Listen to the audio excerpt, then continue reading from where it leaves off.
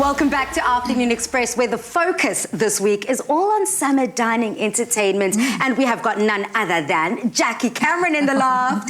Now, Dumi, welcome back as well, girl. We haven't seen you yet. You haven't seen me, but I was just listening to Jackie speaking, and it brought back so many memories, brought back so much love about the reason why I became a chef. You know, it just made me realize that I'm doing the right thing and I need to stay this course. I love it. I'm so glad to have both of you in the kitchen. But let's get cooking. There we go. Gingerbread is delicious just as is, but Jackie loves it with some delicious cream cheese icing. Today, we're also topping it with some sugar cinnamon sprinkle and a dollop of Clover classic dairy snack. It's a winner and perfect for that summer entertaining at home. This is my grandmother's recipe. So we're going to be adding all the dry ingredients into the bowl, and this sieve is a little bit small. It's home cooking. If it goes a little bit over, it's not going to be the end of the world. Okay. We've got some bicarb, some salt, and your spices that we've got here. So it's a gingerbread. So definitely there's ginger powder in here. And you decided to opt for ginger powder. What if someone decided to go for actual raw ginger? Yeah, you know, this is a recipe. You can. It's an old school recipe. It's got lots of flavor. It's got lots of texture, and this you can really mix it up. It's going to work. You know, I made this when I was a tiny tot, and I probably forgot something. I probably put something extra, and I probably put double the amount in at one stage, and it worked. You're topping it with a tasty cream cheese frosting, which I see what we've got here. We've got some cream cheese that is softened because we want to be able to, you know, spread it nicely on top of our gingerbread. And then we've also got some icing sugar.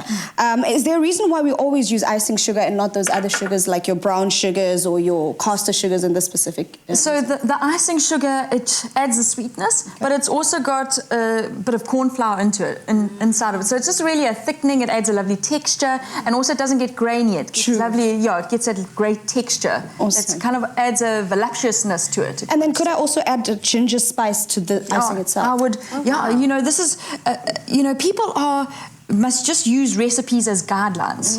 They mustn't use, you know, so often people say, oh, I can't make this because I don't have that, or I don't have, if you don't have ginger, if you don't have cinnamon, just put another, like a sweet spice into it, Okay. So don't overcomplicate it. Okay. I love it, but I do love my gingerbread spicy, honey. I want to kind of be like, I don't know, there's something about So then add double, add 3 times the amount of ginger. Stunning. You know, just really. So while you're doing that, can I? Please, carry on. Okay. Love it. So I've got caster sugar, I've got butter, I've got eggs, syrup. I'm just going to be mixing all my wet ingredients together. Some warm water over here. So just adding, and then this, we've got the syrup here. And I often just say, if you just put a little bit before you measure it out. Okay. If you just either spray it with an aerosol, or if you put some water into it, like, and then it's when you're taking it out, it's just so much easier. So you kind of like line, so like here, now this has got the water in, then you put the syrup or glucose or something like that, and then it comes out of the... So much easier because so much easier. It doesn't kind of stick here. It's a nightmare. Essentially, you're now fighting with all your ingredients, trying to get it in the bowl. I love that nice tip trick. I'm here for it. But essentially, when we are having something as fiery as a gingerbread can be, some people like to tone it a little down. You need some creaminess just to balance the flavors. And today we've decided to go for our Clover classic dairy snack. Now, what I love about this dairy snack is absolutely smooth and creamy according to Clover's unique recipe. And essentially, you can also count on it as a good source of vitamins. And today we're using the 500 gram, but it comes in various sizes as well. So I'm going to do something a little naughty. I'm just going to scoop it like this and have a taste. I love that you've chosen to scoop it up, Bali, because the flavor you're going with now is vanilla, and it pairs perfectly with the gingerbread that we're having right now. So I know it comes in a variety of flavors, so you could even use any other flavor that you'd use, but the vanilla will work perfectly for the gingerbread we're having now. And it's also not too sweet. Not at all. I think also, yeah, it's bringing out, I'm sure it's bringing out the maximum flavor of the gingerbread. It's not kind of overwhelming it. Yeah, I made a well in the center of the flour, and now I'm just adding all the liquid ingredients and just incorporating it.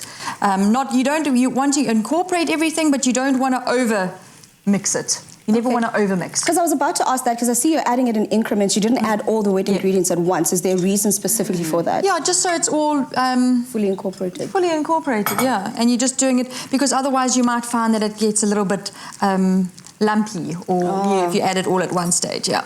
And then essentially, once you've worked that together quite well to a lovely consistency, Mixed it together. I'm Worked just like, it. you can Work it, see baby. who is not the chef, but this is a masterclass, and learn along with me. Okay, so chef, you'd work that in.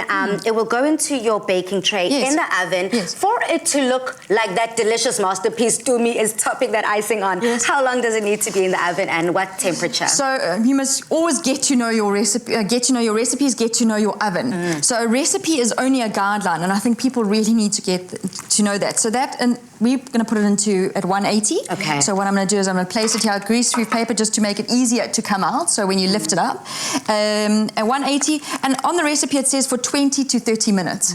So you know some ovens are a little bit hotter.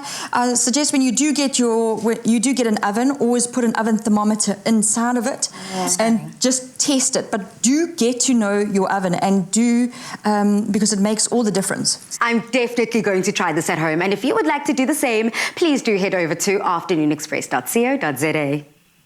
So, we've had classic fashion from Timby, classic cars, thanks Chad, and we've seen classic hairstyles.